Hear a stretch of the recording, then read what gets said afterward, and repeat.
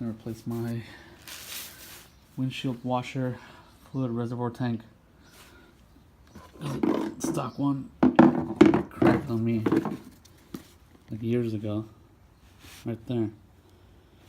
So it's been leaking water. I'm swapping it out with an OEM replacement, brand new. I just gotta move over the this rubber O-ring for the water pump, I'm assuming, the little pump here, and the sensor goes there. It's the gray clip sensor. Just gotta remove this one screw, 2 screws on the side, and then 1 nut. And it just goes back in back up in there. It's easy. You just gotta take off. You just gotta remove the fender lining. So you just got that screw right there on the side. There's one back there.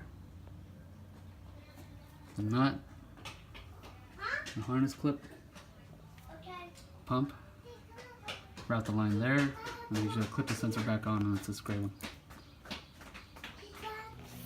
Alright, so you don't have to remove the bumper to install this. I think it's easier if you just remove these clips from the splash guard or rear well. You can get to it pretty easily. I just took my bumper off because I'm going to do something else with my headlights, but that's the finished product. It's easy. It only took me, aside from taking off the bumper, to remove the old one and install the new one, literally like under 5, maybe 10 minutes. It's not that hard. But yeah, that's basically it. Thanks, guys.